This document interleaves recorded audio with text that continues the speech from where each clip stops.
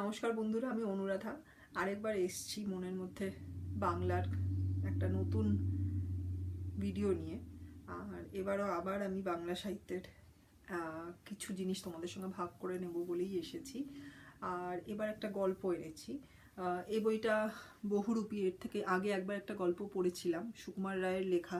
আবার আমি রায় ফ্যামিলিতেই ফেরত যাচ্ছি। আসলে এদের লেখা অনেকগুলো ছোট ছোট গল্প কবিতা আছে যেগুলো আমি এই সময়ের মধ্যে তোমাদের সঙ্গে ভাগ করে নিতে পারি, সেই জন্য এই বইগুলো আমি বারবার ফেরত যাই। কিন্তু অবভিয়াসলি কন্টেন্টও ভীষণ ভালো, এগুলো পড়লে যে আনন্দ পাওয়া যায় সেগুলো খুব খুব একটা সাধারণ নয়। এই আনন্দগুলো এগুলো খুবই প্রাণের প্রিয় আর কি, মনকে আনন্দ দেয় যেটা, সেটা তো বারবার সেখানে ফেরত যাওয়া উচিত, তাই না? তো আজকে আমি আবার একটা গল্প পড়ছি। সুকুমার রায়ের আবোল তাবোল এবং অন্যান্য বইগুলো যথেষ্ট পপুলার। এই বইগুলোর এইটারও গল্প হয়তো পপুলার, কিন্তু এই বইটার নাম হিসেবে আমি ছোটবেলায় খুব বেশি শুনিনি, কিন্তু পড়েছি অন্যান্য জায়গায়। তো যাই হোক, আজকের যে গল্পটা সেটার নাম হচ্ছে, এই যে এখানটা, এটা হচ্ছে ব্যয়। এটা হচ্ছে বাংলা অক্ষর জফলা আকার ব্যয়। ব্যয় এই একটা ছোট্ট একটা শব্দ, শুনে হাসি পাবে। যদি তোমরা মানেটা কখনো জেনে থাকো তাহলে তো আরোই হাসি পাবে। ব্যয় হচ্ছে ছাগলের আওয়াজ, মানে ছাগল যেমন ইংলিশে বা আমরা শুনি ম্যাঁ করে বা ভেড়া ম্যাঁ করে ডাকছে, ছাগলের আওয়াজটা ব্যয় বলা হয়। হ্যাঁ, তো সেই ব্যয় হচ্ছে আওয়াজ। তো বুঝতেই পারছো একটা নিশ্চয়ই কিছু একটা খুব মজাদার কিছু হবে। তো আমি একটু একটু করে পড়বো আর সেটার মানে বোঝাবো, কারণ গল্প তো একবারে পুরোটা পড়ে শেষে আবার ইংলিশে বোঝানোটা সম্ভব না, একটু একটু করে পড়বো। গরিব চাষা, তার নামে মহাজন নালিশ করেছে। মানে একজন খুব গরিব একজন চাষা যে খেতে ফসল ফলাতো, তার নামে মহাজন, মানে ইংলিশে যাকে মানি লেন্ডার বলে, মানে যারা টাকা ধার দেয় আর কি দরকার মতো, এবং তারপর অনেক বেশি চড়া সুদে মানে ইন্টারেস্টে সেটা টাকাটা ফেরত নেয়। তো সেই মহাজন নালিশ করেছে, কমপ্লেন কি না, বেচারা কবে তার কাছ থেকে 25 টাকা নিয়েছিল, তার কাছে 25 টাকা নিয়েছিল সুদে আসলে তাই এখন 500 টাকায় দাঁড়িয়েছে। মানে সে চাষা নাকি কোনো সময় বহুকাল আগে 25 টাকা নিয়েছিল এবং সেটা এখন 500 টাকা দাঁড়িয়েছে। এবার 25 টাকাটা কিন্তু তখনকার দিনে বিশাল অ্যামাউন্ট, হ্যাঁ, বিশাল বড় পরিমাণ। কিন্তু সেটা যখন বেড়ে 500 টাকা হয়ে যায়, তার মানে বুঝতে পারছো যে মানে এটা ম্যাসিভ একটা অ্যামাউন্ট, মানে বিশাল একটা, মানে হয়তো বাড়ি ঠাড়ি কিনে নেওয়া যায় তখনকার দিনে ওই টাকায় আর কি। যাই হোক, তো সেটা প্রচুর পরিমাণে দাঁড়িয়েছে এবং চাষাকে সেটা ফেরত দিতে হবে। এবার চাষার পক্ষে নিশ্চয়ই মানে সেটা খুবই মুশকিল আর কি। চাষা অনেক কষ্টে 100 টাকা জোগাড় করেছে, মানে 25 টাকাটা 500 টাকা হয়েছে, সেই 500 টাকার তো সম্ভব না, কিন্তু 100 টাকা জোগাড় করেছে, 100। কিন্তু মহাজন মানে মানি লেন্ডার যে, সে বলছে 500 টাকার 1 পয়সাও কম নয়, সে তো তার টাকা ছাড়বে না। দিতে না পারো তো জেলে যাও। হ্যাঁ, মানে মহাজন সোজা পুলিশের কাছে নালিশ করেছে, পুলিশের কাছ থেকে সেটা কোর্টে কেস উঠেছে। হ্যাঁ, তো সে বলছে তুমি যদি না দিতে পারো তাহলে তুমি তাকে তোমার ফল ভোগ করতেই হবে, জেলে যাও। তো চাষার আর রক্ষে নেই, চাষার তো খুবই বিপদ। হ্যাঁ, সে কোথা থেকে, বেচারা গরিব চাষা, দিন আনি দিন খাই, দিন আনি দিন খাই, মানে রোজ যতটা জোগাড় করে বা রোজগার করে সেটা দিয়েই সেদিনের খাওয়া দাওয়াটা মেটায়। তো সে সে 500 টাকার মতো দূরের কথা, 100 টাকায় যে জোগাড় করেছে সেটাই একটা বিশাল বড় ব্যাপার। তো যাই হোক, কি করবে চাষা তো বুঝতে পারছে না। হ্যাঁ, এবার হচ্ছে লেখাটা, এবার হচ্ছে মানে একটা প্রধান ক্যারেক্টার এই গল্পটার চাষা, এবং দ্বিতীয় প্রধান ক্যারেক্টার হচ্ছে এই এখন যে আসছে সেইটা। এমন সময় সামলা মাথায়, সামলা মানে আমি ঠিক জানি না, বোধহয় কোনো পাগড়ি ধরনের, বা তখনকার দিনে আর কি অফিসার বা লয়ার ওরকম আর কি, যারা একটু মানে সোকল মানে একটু অফিসিয়াল টাইপের যারা কাজকর্ম করতো, তারা একটা সামলা বা ফেটটি কিছু একটা মাথায় দিত। হ্যাঁ, তো সামলা মাথায়, চশমা চোখে, তোখর বুদ্ধি উকিল এসে বলল, মানে একটা উকিল মানে হচ্ছে লয়ার, আর তোখর মানে খুব শার্প। হ্যাঁ, তো সেই শার্প বুদ্ধির একজন উকিল এসে বলল, ওই 100 টাকা আমায় দিলে তোমায় বাঁচাবার উপায় করতে পারি, তোমার বাঁচবার উপায় করতে পারি। তো চাষাকে বললো যে আমার ফিজ হচ্ছে 100 টাকা, আমি তোমায় বাঁচাতে পারি, কিন্তু আমারও তো পারিশ্রমিক আছে, কি না 100 টাকাটা আমাকে দিতে হবে, মহাজনকে দেওয়ার দরকার নেই। তখন চাষা তার হাতে ধরলো, পায়ে ধরলো, বললে আমায় বাঁচিয়ে দিন। হাতে ধরলো, পায়ে ধরলো মানে খুবই বিনতি করলো, কাকুতি মিনতি করলো, মানে প্লিডিং যেটা ইংলিশে বলে। তখনকার দিনে হাতে পায়ে ধরাটা হচ্ছে এরকম একটা এক্সপ্রেশন। বললো আমাকে বাঁচিয়ে দিন। উকিল বললো তবে শোনো, আমার ফন্দি বলি। ফন্দি মানে হচ্ছে মতলব বা প্ল্যান। যখন আদালতের কাঠগড়ায় গিয়ে দাঁড়াবে, কাঠগড়া মানে যে উইটনেস বক্স আর কি, আদালত মানে হচ্ছে কোর্ট, তো তার কাঠগড়ায় গিয়ে যখন দাঁড়াবে তখন বাপু কথা টথা করবে না। বাপু মানে হিন্দিতে তো বাপু মানে গান্ধীজিকে বলা হয়, বা বাপু মানে অনেকটা বাবা, কিন্তু এখানে বাপু বলতে মানে বাছা ধন বা বাছা বা ছেলে, একটা মানে কমন টার্ম আর কি, বাপুর স্পেসিফিক কোনো মানে নেই, কিন্তু বাবুটা মাঝে মাঝেই ব্যবহার হতো তখনকার দিনে। তো বলছে তুমি যখনই উইটনেস বক্সে দাঁড়াবে কথা কথা বলো না, যে যা খুশি বলে বলুক, গাল দিক আর প্রশ্ন করুক, তুমি তার জবাবটি দেবে না। বলছে যাই যে খুশি বলুক, মানে কেউ তোমায় গালাগালি দেয়, কেউ তোমায় রাগায়, কেউ তোমায় প্রশ্ন করে, যাই হয় তুমি কোনো কথা বলবে না। তুমি কি করবে? হ্যাঁ, তুমি কোনো জবাব দেবে না, জবাব মানে উত্তর। খালি পাঁঠার মতো, পাঁঠা মানে হচ্ছে ছাগল বা কচি, মানে মাটন যেখান থেকে পাওয়া যায় সে আর কি, খুব একটু ভায়োলেন্ট দিকে চলে গেল, কিন্তু তবুও মানে ছাগল বা পাঁঠার আওয়াজটাকেই ব্যয় বলা হয়। তো তো বলছে খালি পাঁঠার মতো ব্যয় করবে, মানে চাষাকে বলছে তুমি কোনো কথার কোনো উত্তর দেবে না, তোমার মুখ থেকে যেন একটাই শব্দ বেরোয়, ব্যয়। তা যদি করতে পারো তাহলে আমি তোমায় খালাস করিয়ে দেবো। বলছে সেটা করতে পারলে আমি তোমায় খালাস মানে ছাড়িয়ে দেবো, খালাস মানে ফ্রি, হ্যাঁ, তো সেটা করিয়ে দেবো। হ্যাঁ, চাষা বললে আপনি কর্তা যা বলেন তাতেই আমি রাজি। কর্তা মানে হচ্ছে এমনিতে কর্তা মানে হচ্ছে মালিক, মানে বস। হ্যাঁ, তো এখানে আবার মানে এখানে চাষা তাকে কর্তা বলছে কারণ সে উকিলের ওপর ভরসা করছে। হ্যাঁ, তাকে মানে তাকেই সর্বেসর্বা মানছে বা তাকেই তার কথাই শুনছে সেটা ভেবে, সেজন্য তাকে সে ওই মুহূর্তে কর্তা বলছে। কর্তাটাও তখনকার দিনে খুবই একটা চালু কথা ছিল। তো আপনি রাজি? হ্যাঁ আমি রাজি, আপনি যা বলবেন। আদালতে মহাজনের মস্ত উকিল, মানে মহাজন মানে সেই মানি লেন্ডার, তার যে উকিল সে খুব নামি দামি উকিল, চাষাকে এক ধমক দিয়ে মানে একটু বকে জিজ্ঞাসা করলো, তুমি 7 বছর আগে 25 টাকা কর্জ নিয়েছিলে? কর্জ মানে হচ্ছে বড়, মানে হ্যাঁ বড় করা। তো 25 টাকা তুমি কি মানে নিয়েছিলে 7 বছর আগে? ধার করেছিলে যখন চাষা তার মুখের দিকে চেয়ে বললো ব্যা, উকিল বললো খবরদার, মানে এক ধরনের মানে ধমক দিল আবার, বলো নিয়েছিলে কিনা। হ্যাঁ, তো আরও ভাবলো চাষা তো গরিব বোকা শোকা মানুষ, ওকে একটু ভয়ে পাওয়ালেই সে আর কি সুরসুর করে সব নাকি বলে দেবে, সেও মামলাটা জিতে যাবে, মানে কেসটা জিতে যাবে। উকিল মহাজনের উকিল এটাই ভাবছে, কিন্তু সে কি উত্তর পেলো? ব্যা। উকিল বললো হুজুর, আসামি বেয়াদপি দেখুন। হুজুর মানে হচ্ছে জাজ, তো জাজকে তখনকার হুজুরও মানেও আবার একটা হচ্ছে মালিকের আর একটা ফর্ম, তো তখনকার দিনে বা আজকালও এখনো অনেক সময় মানে জাজকে উকিলরা হুজুর বলে। হ্যাঁ, আসামি মানে হচ্ছে যে ক্রিমিনাল, বেয়াদপি দেখুন মানে তার অসভ্যতা বা তার মানে বাজে ব্যবহার যাই হোক সেটা দেখুন। কীরকম না আমি যাই জিজ্ঞেস করছি ব্যয় করে উত্তর দিচ্ছি, কি সাহস। হাকিম রেগে বললেন, হাকিম মানে জাজ আবার রেগে বললেন, ফের যদি অমন করিস তোকে আমি ফাটক দেবো। হ্যাঁ, হাকিম তো রেগে গেছে, ততক্ষণে জাজ বলছে কি কোনো উত্তর দিচ্ছে না, কি বলছে ফের মানে আবার যদি এমন করিস তোকে আমি ফাটক দেবো। ফাটক মানে হচ্ছে জেল, তা আমি তোমায় জেলে পুরে দেবো আবার যদি উত্তর দাও। চাষা অত্যন্ত ভয় পেয়ে কাঁদো হয়ে বললো ব্যা ব্যা। হ্যাঁ, হাকিম বললো লোকটা পাগল নাকি? হাকিম মানে জাজ এবার ভাবছে কি আমি ভয় দেখাচ্ছি, উকিল প্রশ্ন করছে যাই বলি উত্তর তাতেই ব্যা বলছে, ও কি পাগল? তখন চাষার উকিল উঠে বলল হুজুর ও কি আজকের পাগল? এবার চাষার উকিলের রোল শুরু হচ্ছে, সে এখন চাষাকে কি করে বাঁচায় সেটা দেখো। হুজুর ও কি আজকের পাগল? বলছে ও তো অনেক আজকের পাগল, মানে আজকেও পাগল হয়েছে নাকি? ও বহুদিন ধরে পাগল। হ্যাঁ, ও বহুকালের পাগল, জন্মে অবধি পাগল, মানে জন্ম থেকেই পাগল। ও চাষার এইরকম পরিচয় দিচ্ছে যে চাষা কিন্তু আসলে মানে নর্মাল নয়। উকিল এটাই কোর্টে মানে এস্টাবলিশ করছে যে চাষা আসলে পাগল। হ্যাঁ, এবং বহুদিনের পাগল। হ্যাঁ, ওর কি কোনো বুদ্ধি আছে না কাণ্ডজ্ঞান আছে? কাণ্ডজ্ঞান মানে সেন্স, মানে ওকে ওর কিছুই নেই, ও তো পাগল। হ্যাঁ, ও মানে কিছু সোজাসুজি ভাবতে পারি নাকি? ও আবার কর্জ নেবে কি? কর্জ মানে ধার, মানে ও আবার ধার নেবে কি? ওর মাথা চলে নাকি? ওর তো কোনো সেন্সই কাজ করে না। ও কি কখনো খত লিখতে পারে নাকি? খত মানে হচ্ছে এমনিতে খত মানে হচ্ছে হিন্দিতে মানে হচ্ছে চিঠি, কিন্তু এখানে খত মানে মানে আমরা বাংলায় তখন যেটা ব্যবহার করো, খত মানে একটা চিঠি বা অফিসিয়াল ডকুমেন্ট। হ্যাঁ, বুঝে ও কি সেটা লিখতে পারে? আর পাগলের খত লিখলেই বা কি? আর ও যদি লিখেও থাকে সেটার কি কোনো মানে আছে? কারণ কোর্টের নিয়ম অনুযায়ী যার মাথা চলে না বা যার সেন্স কাজ করে না, তার হাতে লেখা, তার মুখে বলা, তার স্বাক্ষর নেওয়া, সেগুলো কোনোটাই ভ্যালিড নয় বা সেগুলো কোনোটাই চলবে না। সেই জন্য মানে সেগুলোকে সঠিক মনে করা যাবে না। সেই জন্য বলছে ও যদি লিখেও থাকে কোনো কাগজে, কোনো যদি অফিসিয়াল ডকুমেন্ট কিছু লিখেও থাকে, সেটা কি আর কোনো মানে হয়? সেটাকে কি আমরা ভরসা করতে পারি?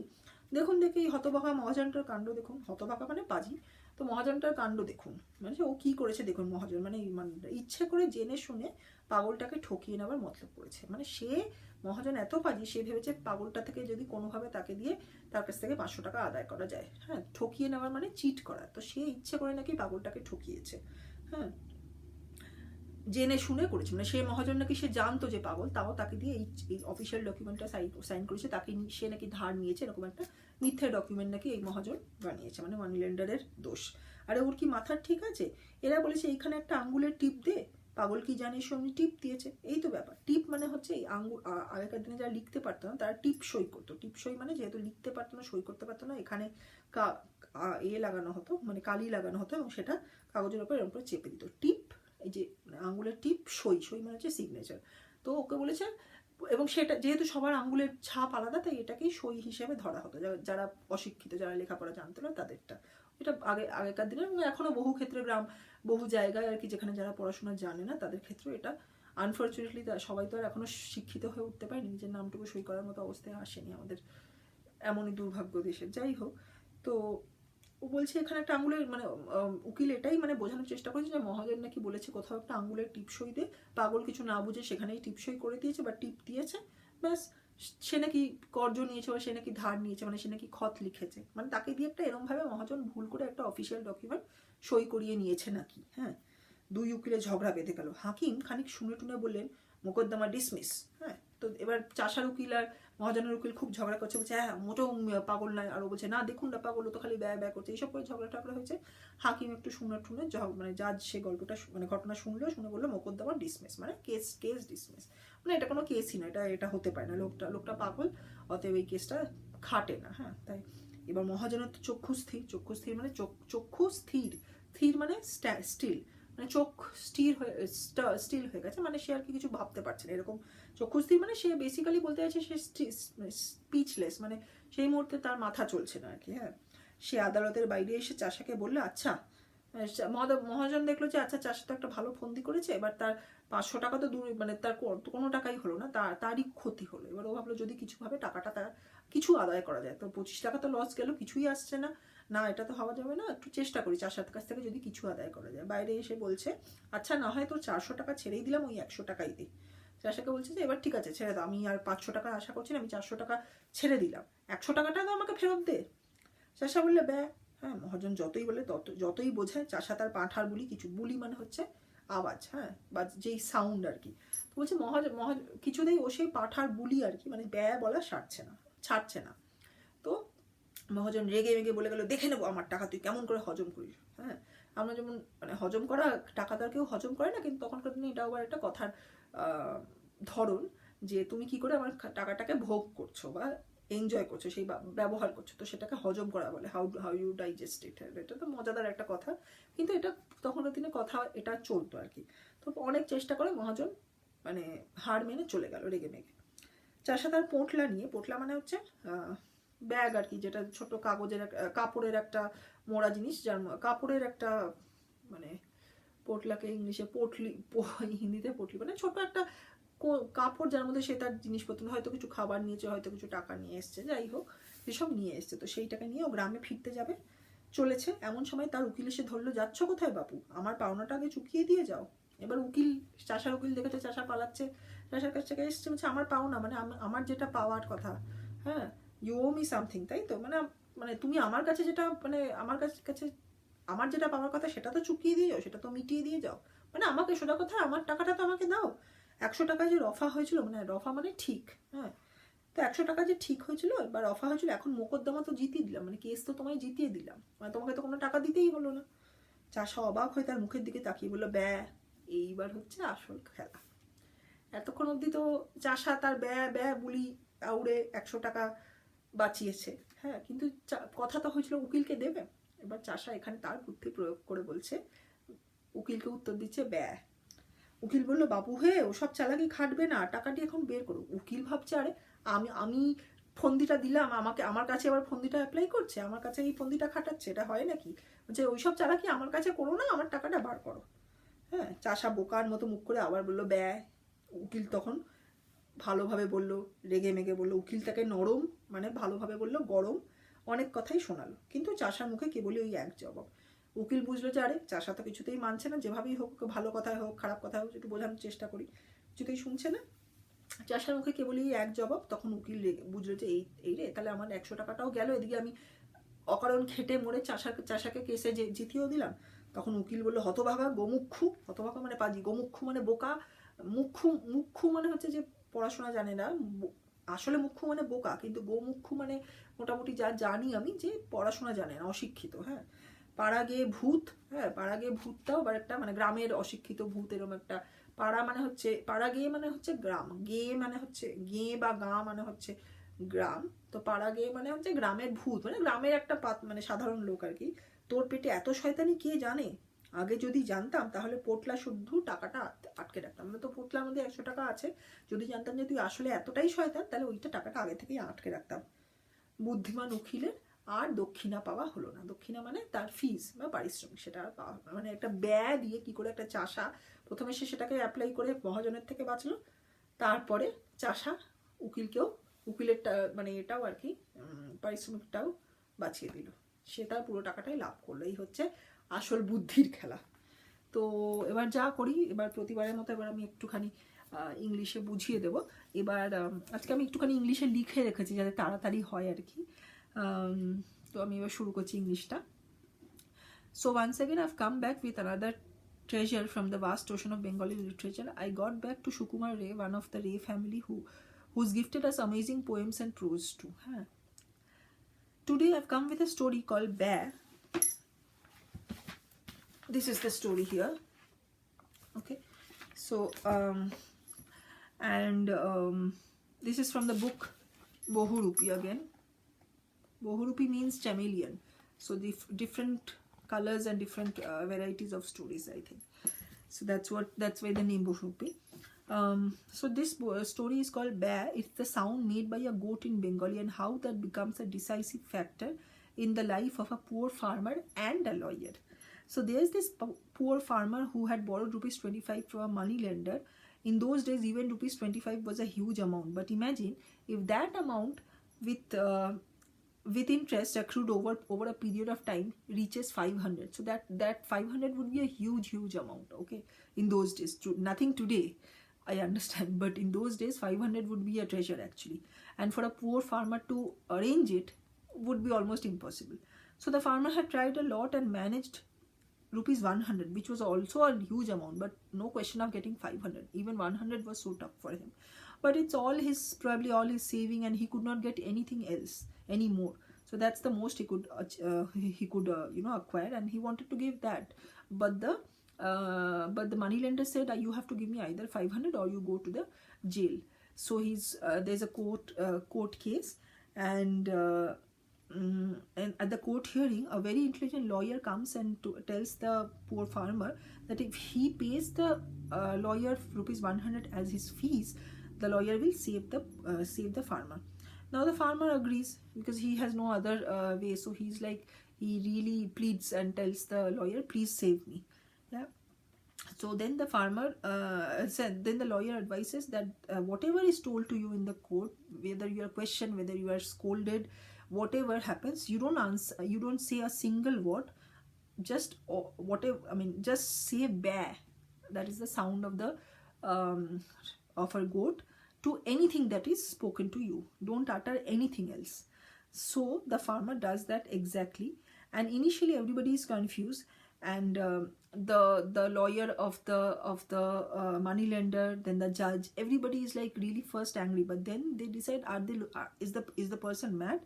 And that's when the lawyer of the farmer, he gets up and he says that the money lender, this guy has been is a mad person, and he's not a mad recently, he's been born mad. So this money lender actually has tried to cheat this poor farmer who has no sense. So if person does not have sense, if a person is not sane, what is a contract, what is an interest? Nothing. The farmer is not supposed to understand anything if his mind is not working probably. So the money lender has probably told this farmer that put your fingerprint on this paper, and he's done, and the farmer has done that, and now the money lender says that I want my money back. He's trying to cheat this poor farmer. The judge accepts this factor. I mean, he realizes that the judge realizes that this guy must be really mad, and the case is dismissed. And the farmer obviously goes free. He does not have to pay anything. So the moneylender, he tries to, he outside the court, he tries to get even that 100 rupees. He thinks that at least something I should get back for the money I had lent. But even then, the farmer answers "bear" to all his advances, and he goes back, who goes away angry. Okay, now when he's about to return, the farmer's lawyer comes and asks for his payment, his fees, and then all he gets in answer is a bear. So the farmer uses bear in the court, outside the court, to the moneylender, and when his lawyer comes for his fee, he again says bear. Okay, and the lawyer tries many tricks, but he tries to explain it to him nicely. He tries to be stern with him, but nothing works, and the intelligent farmer doesn't budge. And then the angry lawyer leaves, and lamenting that if he had known that how intelligent he was, despite being a poor petty farmer from a village, he would have actually taken his bag and money right even before the case started. Then he wouldn't have lost his fees.